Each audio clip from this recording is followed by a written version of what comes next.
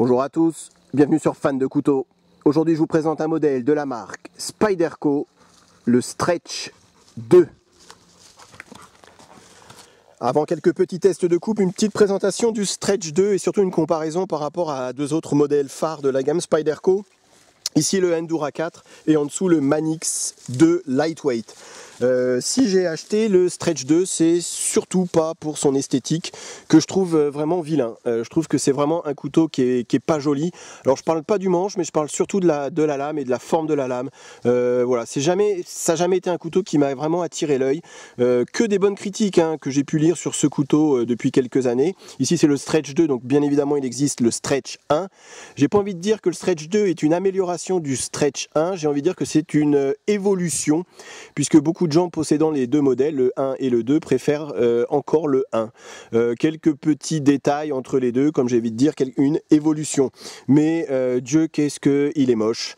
Je n'arrive pas à m'y faire. Et si je l'ai acheté, ce couteau-là, vous allez dire, t'es malade d'acheter un couteau que tu trouves laid, ou ouais, un petit peu, j'avoue. Mais c'est surtout grâce et à cause de l'acier utilisé pour ce couteau qui est du ZDP 189.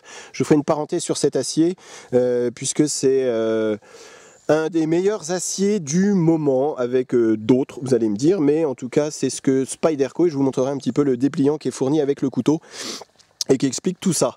On est sur un tranchant, sur une longueur de lame de 8,9 cm pour un tranchant de 7,8 cm.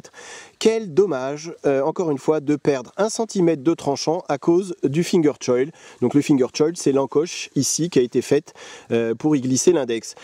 Encoche qui, entre parenthèses, a été agrandie par rapport à la version 1 pour ceux qui ont des gros doigts, j'ai envie de dire.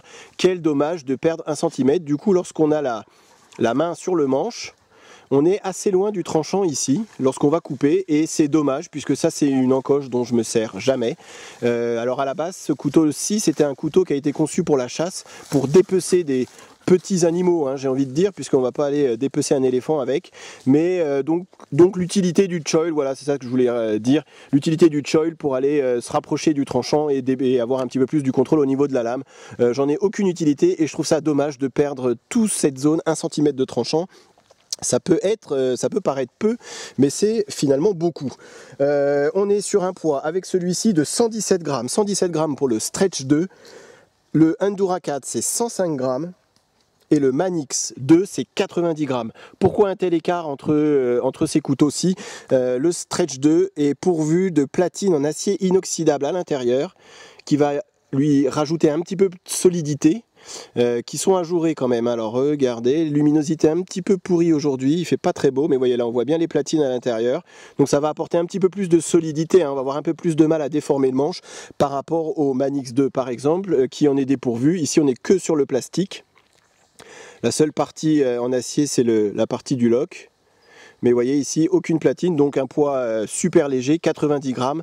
Par contre, un petit peu plus de fragilité à l'utilisation que même avec un Endura, puisque l'Endura est aussi pourvu de platine en acier inoxydable à l'intérieur, ajouré également. Alors je passe sur la texture du manche, j'ai déjà fait pas mal de vidéos avec ce genre de Spyderco avec ce manche, donc vous savez ce que j'en pense. C'est vraiment, je trouve en tout cas pas très esthétique, ça fait pas très qualitatif, j'ai envie de dire, le FRN c'est du plastique, par contre c'est vrai qu'on a un très bon grip et puis ça permet de garder un poids assez léger pour le couteau. Voilà, c'est tout ce que j'avais à dire sur le manche en FRN des couteaux Spyderco. Alors au bout d'un moment, je veux dire, je rajoute ce petite parenthèse comme je fais d'habitude, mais quand on collectionne les couteaux comme vous, comme moi, au début on est jeune, on n'a pas beaucoup d'argent, donc on va aller acheter des couteaux à une vingtaine, trentaine, 50 euros, et au bout d'un moment on tombe toujours sur les mêmes aciers. Ça va être du 8 13 MOV, ça va être de la US 8, j'ai rien contre ces couteaux, je pense à un Kershaw injection dessiné par Todd Rexford qui est juste, je trouve vraiment magnifique, couteau qui est en dessous de 20 euros. Mais pareil, avec toujours le même acier, du 8 13 MOV.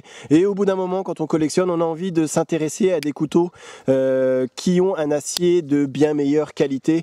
Et au final, maintenant, j'ai envie de dire, j'achète plus le couteau presque par rapport à l'acier utilisé que par rapport au couteau en lui-même, puisque des couteaux j'en ai beaucoup, et du coup j'ai envie de découvrir, et on est forcé, j'ai envie de dire, de découvrir des nouveaux aciers, du M390, CTS 204P, du CPM 20CV, du ZDP 189. J'ai envie de dire, ils nous sortent des aciers premium, des aciers haute qualité, et du coup on est tenté par d'aller voir un petit peu la tenue du tranchant, savoir si c'est un acier inoxydable, pas inoxydable, voilà. Donc c'est vraiment vers ça en tout cas, et c'est pour ça que j'ai acheté ce couteau-ci, parce que comme je vous ai dit, je le trouve vraiment très moche, mais j'étais vraiment très curieux de découvrir cet acier, puisque que des points positifs, que du positif sur cet acier. Donc on va faire un petit peu de lecture ensemble.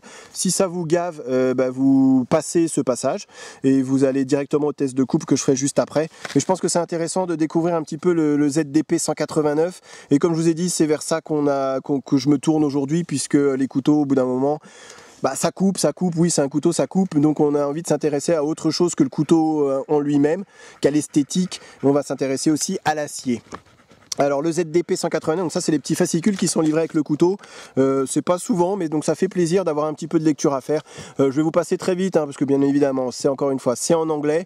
Donc le ZDP c'est un premium steel, et c'est un acier qui est de la métallurgie, qui est issu de la métallurgie des poudres. Donc c'est comme une recette de cuisine. Et ici vous avez la recette.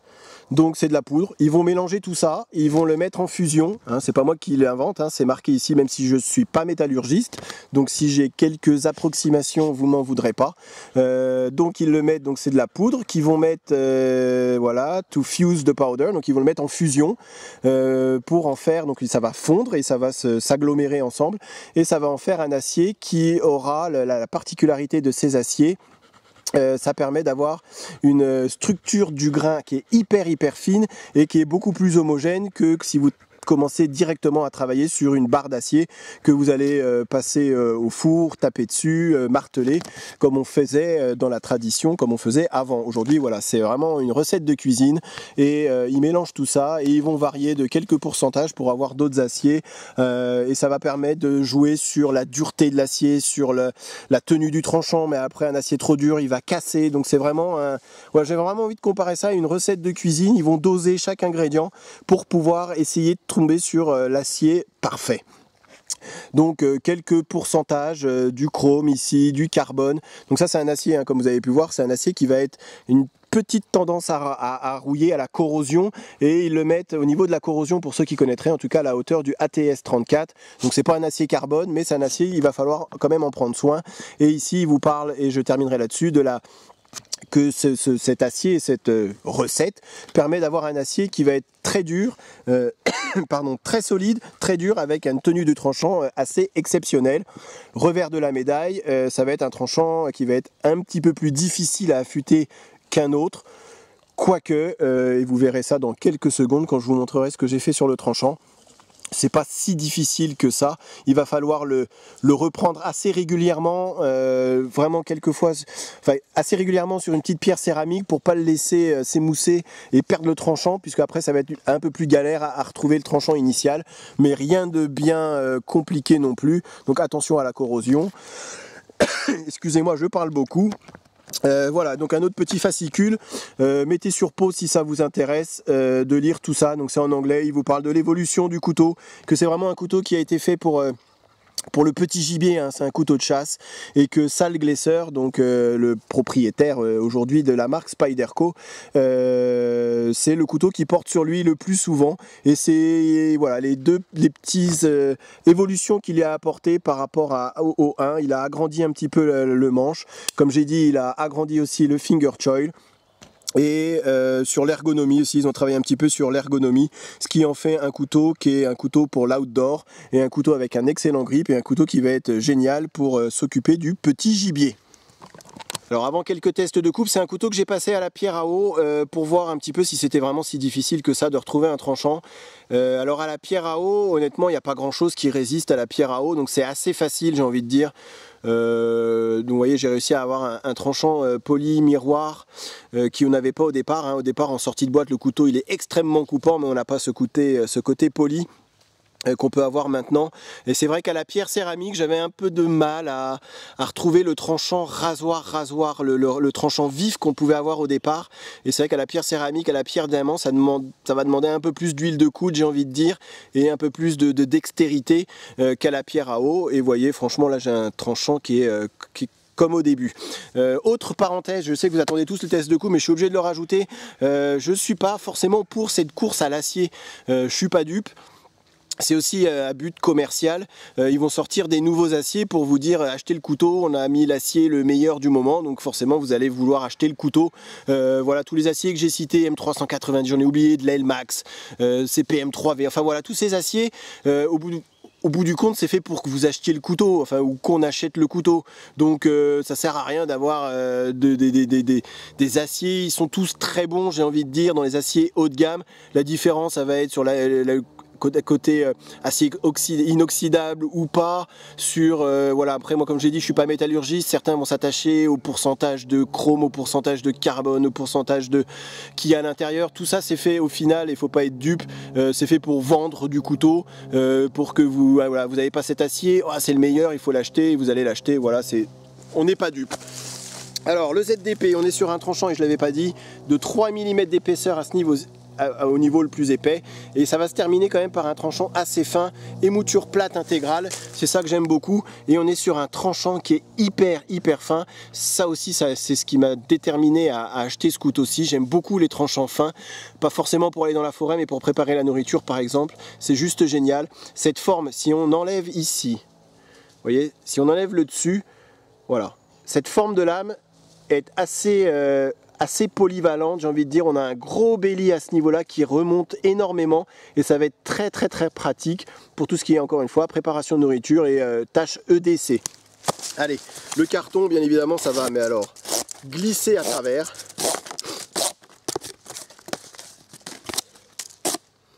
C'est on ne peut plus simple. On est quand même sur un très bon grip, hein. Les plaquettes en FRL, même si c'est pas très joli, ça fait le travail. Et au niveau de la coupe, le ZDP, vous allez pouvoir y aller pendant extrêmement longtemps. Ça coupe très fort. On a un tranchant ici qui est très vif, j'ai envie de dire, chirurgicalement parlant. Et là, allez, on y va, hein. Sans problème. On sent que le couteau, hein, il est, je me fais encore une fois attaquer par les moustiques. Le couteau, il est costaud, hein, vraiment aucun jeu haut et bas, aucun jeu latéral, c'est du solide. Ici le lockback, hein, qui est un des systèmes les plus résistants, les locks les plus résistants, même si c'est pour moi en tout cas pas du tout le plus pratique pour en faire un EDC. C'est assez galère à une main, il faut des grandes mains, il faut aller ici appuyer avec le pouce, en même temps aller chercher la lame et pour le replier, ou alors vous pouvez sur un petit coup le faire tomber comme ça. Attention de ne pas se couper. Voilà, je trouve vraiment pas que ça soit le lock le plus, pour un EDC en tout cas, le plus adéquat. Pour un couteau de rando, pourquoi pas.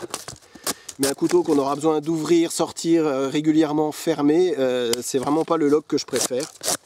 Ici on va pouvoir, avec cette ergonomie du manche, et j'ai pas assez insisté dessus, mais une très bonne ergonomie de manche, hein. C'est pour ça que vraiment aucune critique au niveau du manche et de l'esthétique et de la forme du manche, puisqu'on va pouvoir se reculer légèrement, même pour ce genre de coupe, pour avoir un petit peu de plus de force de levier, ce qui est pas mal du tout, hein.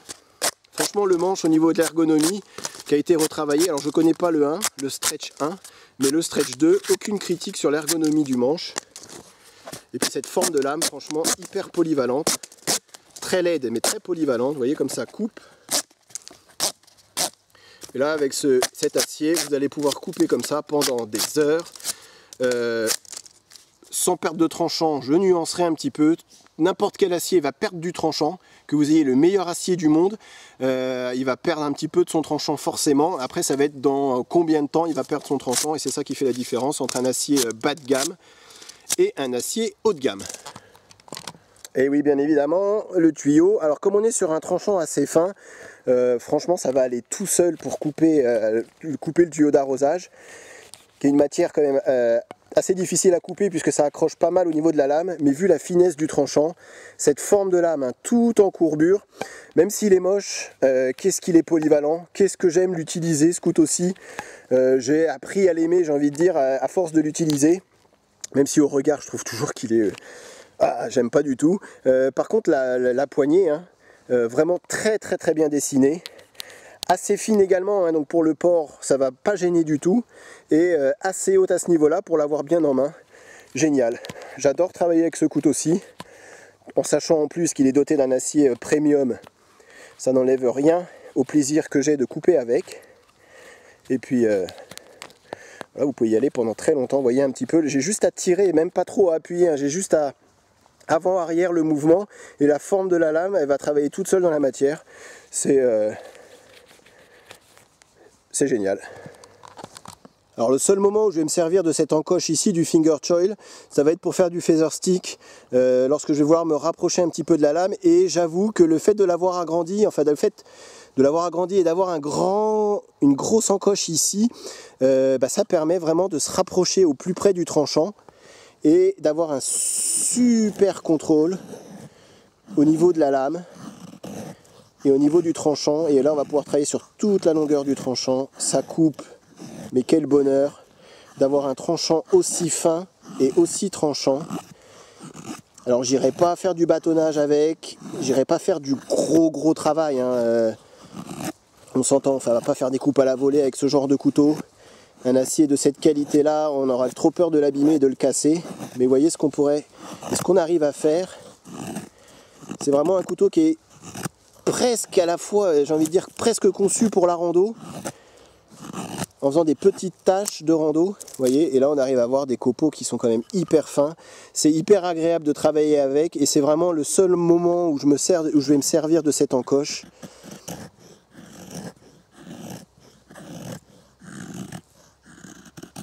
Voilà. Après on peut faire du plus gros, hein, si on voulait, sans problème. Mais vraiment très efficace. Et l'ergonomie, hein, l'ergonomie du manche, on sent qu'elle a vraiment été travaillée pour avoir vraiment un excellent grip, malgré encore une fois la finesse du manche. Bon, alors je termine par une pomme et une carotte, un petit peu d'aliment pour vous montrer vraiment la finesse du tranchant et pourquoi j'aime beaucoup cette lame, non pas esthétiquement vous aurez compris, mais dans le côté pratique et dans le côté découpe. Vous voyez, c'est très fin. Donc du coup ça va pas écarter la matière de trop, ça va pas casser la pomme, et donc on va pouvoir avoir une coupe très propre, un peu comme un couteau de cuisine j'ai envie de dire. Et c'est ça, vous savez que je suis cuisinier, donc pour moi c'est important, et ça permet d'avoir vraiment une coupe qui va être hyper fine. Et après sur la carotte, ça permet de travailler l'aliment, j'ai envie de dire.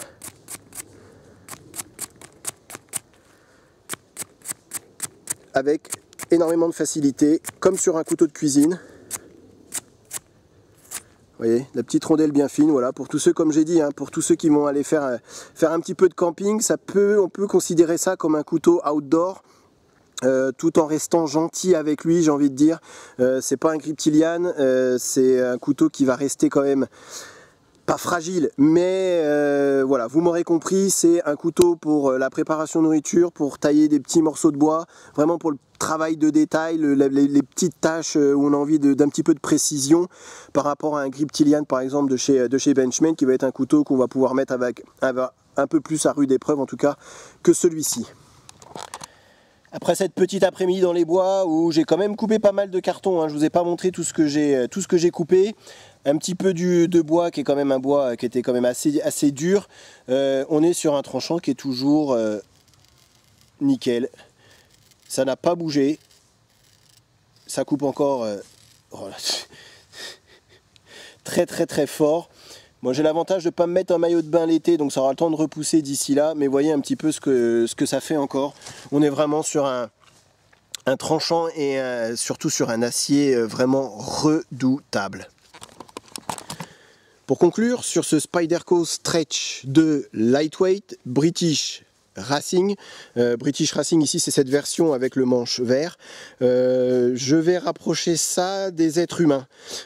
Parfois il faut passer outre la première impression, outre le côté esthétique de la personne ou ici du produit, et aller voir un petit peu ce qu'il y a dessous, s'en servir, l'utiliser, apprendre à le connaître, et on est parfois en tout cas agréablement surpris, et c'est ce que je ressens avec ce couteau. Je suis extrêmement content de l'avoir acheté, je suis content de m'en servir et quel bonheur de couper avec. Malgré tous les petits reproches que je pourrais lui faire, comme on pourrait le faire à une personne. Le lockback, je suis pas un grand fan des lockbacks. Ce finger choil ici, je suis pas un grand fan. Ce côté, j'aime beaucoup cette forme de lame, la forme du tranchant. Par contre, j'aime pas du tout la forme de la lame, vous l'aurez compris. Mais malgré tout ça, j'ai appris à m'en servir, j'ai appris à le connaître et j'adore tout simplement ce couteau-ci. Cette puissance de tranchant, cette finesse du tranchant avec cet acier, ça en fait un couteau d'une efficacité, je le dis souvent, mais une efficacité redoutable, croyez-moi sur parole. Voilà, j'espère que cette vidéo en tout cas vous a plu et je vous dis à très bientôt sur Fan de Couteaux. Salut!